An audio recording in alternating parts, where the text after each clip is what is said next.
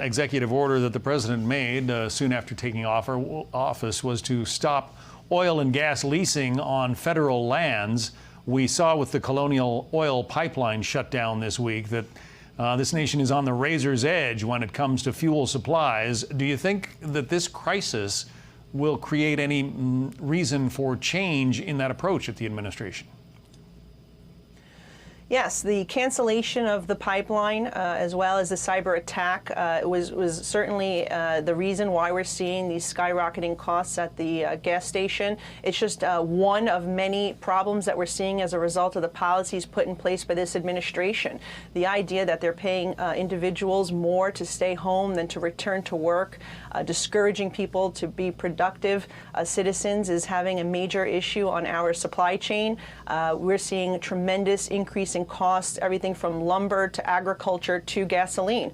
And if you look at states like New York, the Democratic policies there, they want to double the gas tax, increasing it to $1 per gallon.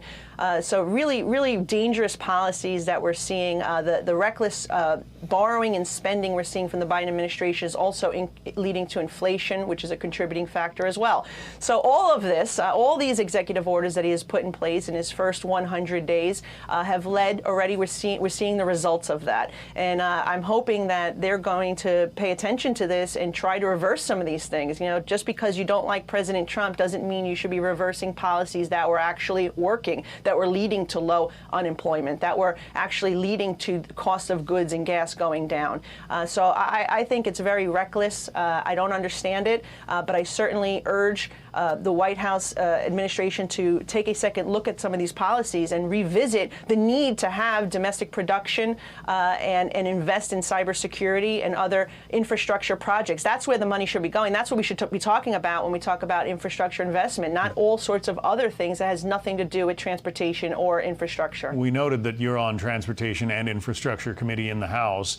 A number of Republican senators met with President Biden this week. They didn't announce any agreement. Apparently, they presented their sort of wish list, their ideas for what the president could do in terms of infrastructure and what Republicans in Congress would go along with.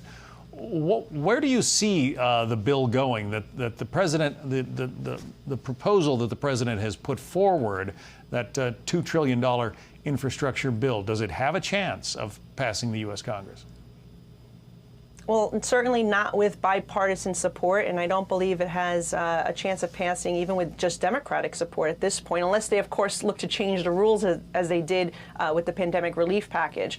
Look, I think that transportation infrastructure is the one area where we could pass overwhelmingly bipartisan support package. But the president has to be serious about working with us and also standing up to the radical left who have tried to hijack this proposal and turn it into a radical, Green New Deal that AOC and the socialist movement is pushing. So if he's really serious about coming together, we can certainly pass something. It would probably it'd have to be something that's focused on true infrastructure, roads, bridges, tunnels, airports, seaports, making sure that we solidify our infrastructure like the pipeline, so we make sure that what we saw happen last week does not happen again.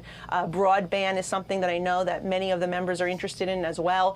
That is what we believe should be the focus right now, because we need to, number one, keep the spending of this bill down, and number two, we just need to make sure that we're actually doing what we're supposed to be doing, what the taxpayers expect for us to upgrade and modernize our existing infrastructure. New York Congresswoman Nicole Malliotakis. Congresswoman, thanks.